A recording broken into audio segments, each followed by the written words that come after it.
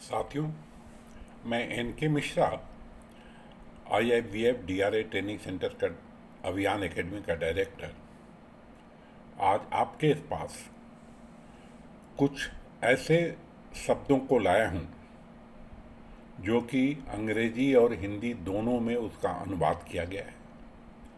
हमारे बहुत सारे साथी वो अंग्रेजी भाषा में एग्ज़ाम में बैठना चाहते हैं, बहुत सारे साथी हिंदी में बैठना चाहते हैं।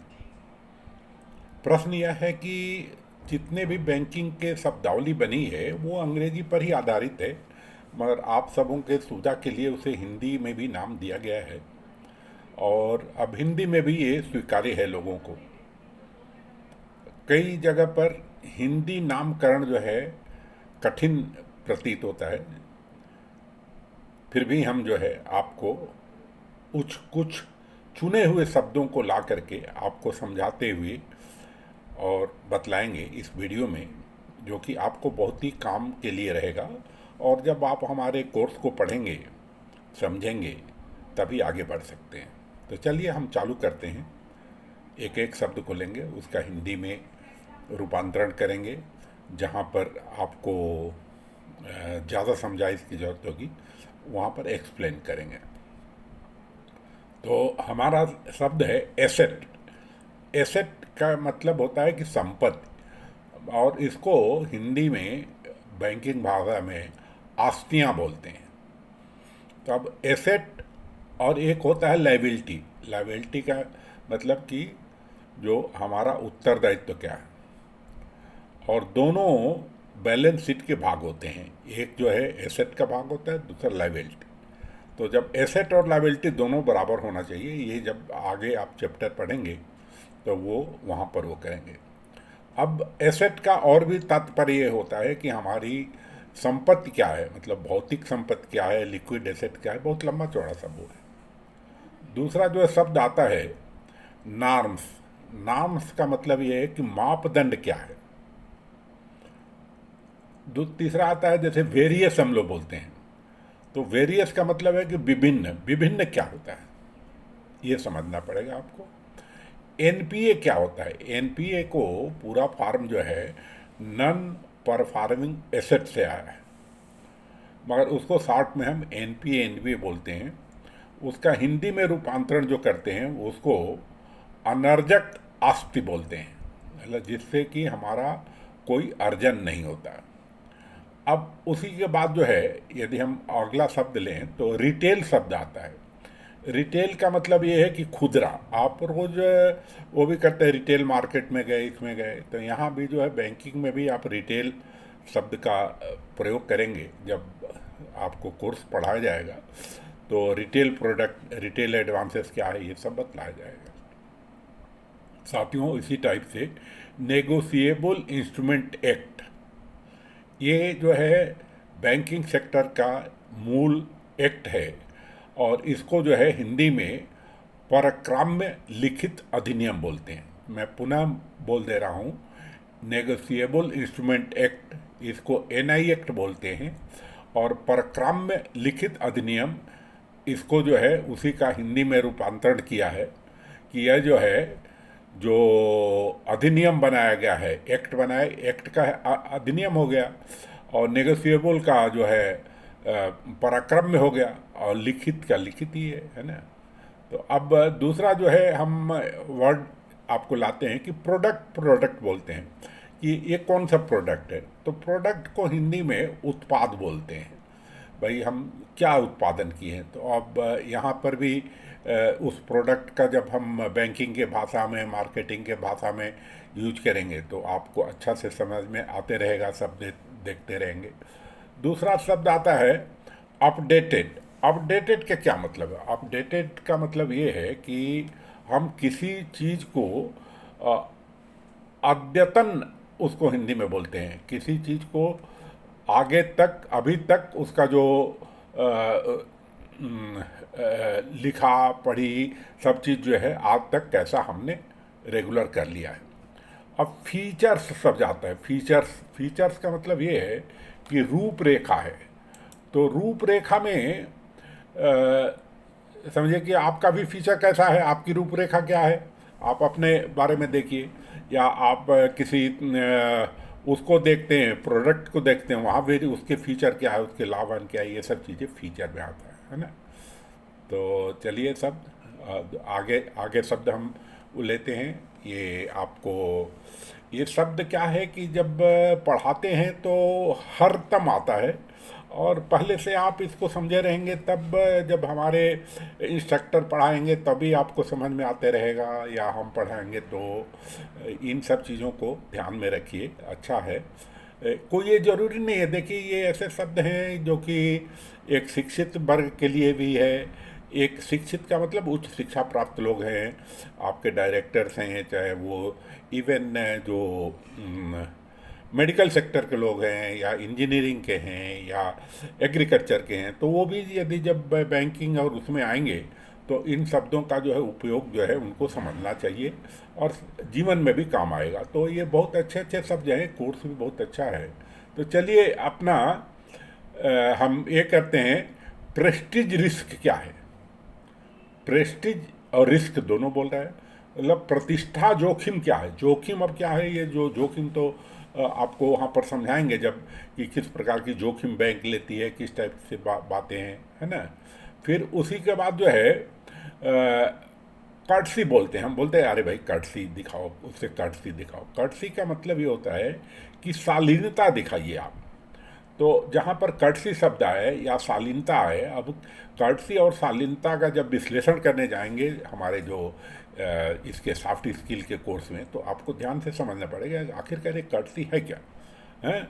तो एक लोकपाल होता है, तो लोकपाल रिजर्व बैंक का होता है, उसको अम्बड अम्बड अम्बड्समैन बोलते हैं, अम्बड्समैन, OMBUDSMAN,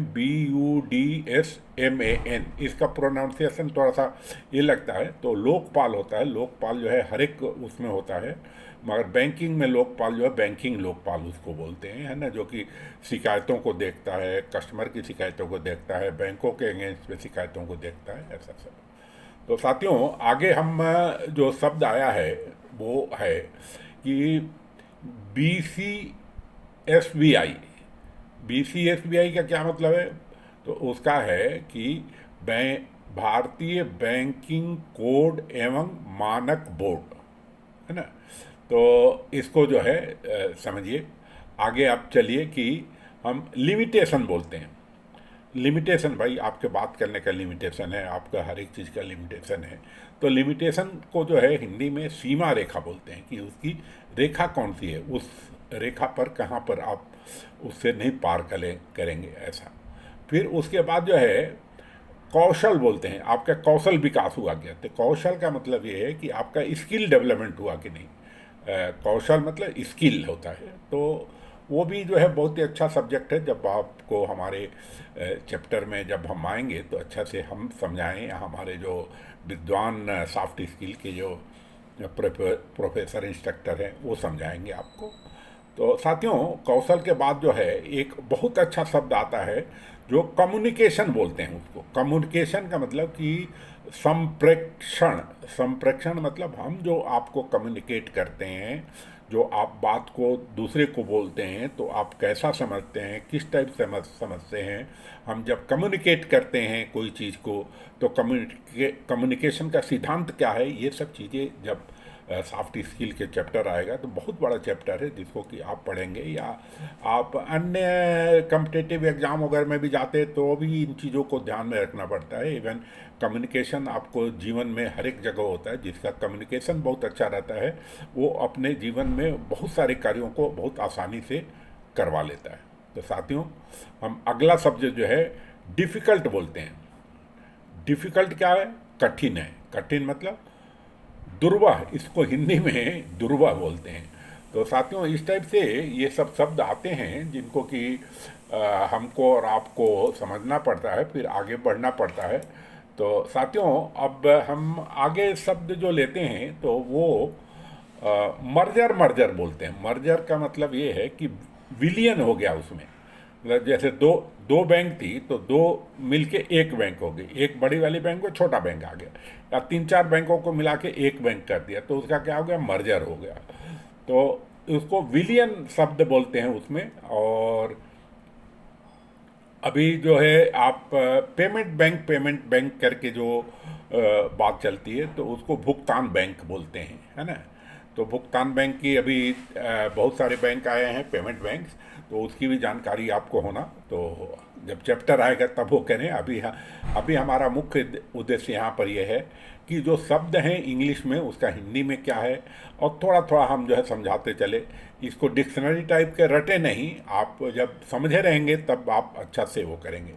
अब रेमिटेंस का शब्द क्या होता है? रेमिटेंस का मतलब है कि धन प्रेषण, मतलब एक जगह से दूसरे जगह जो मुद्रा को भेजते हैं उसको जो है रेमिटेंस बोलते हैं या धन प्रेषण बोलते हैं, ठीक है।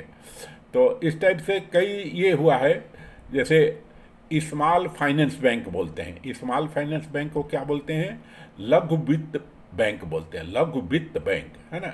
और कैपिटल बिल्डिंग को क्या बोलते हैं? पूंजी नियोजन बोलते हैं। क्या बोलते हैं?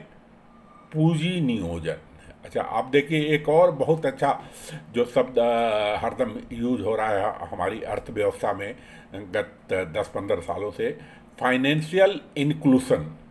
फाइनेंशियल इंक्लूसन का मतलब ये है कि वित्तीय समावेशन।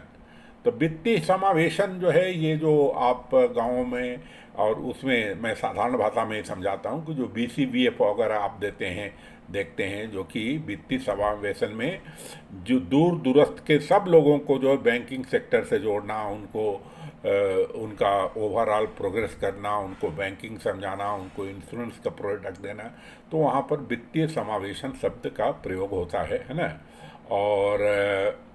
और आपको हम क्या ये करें, जैसे वो आदमी कोई बोलता है वो एग्रेसिव होकर बात कर रहा है।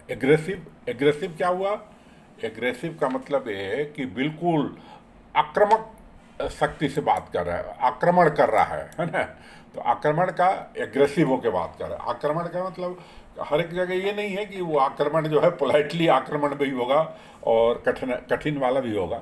तो चलिए साथियों, अगला शब्द जो आता है हमारा जो है सिक्योरिटीज आता है। सिक्योरिटीज जो है, अब सिक्योरिटीज वो वाली सिक्योरिटी नहीं कि मैं सिक्योरिटी गार्ड लगाए हैं, है ना।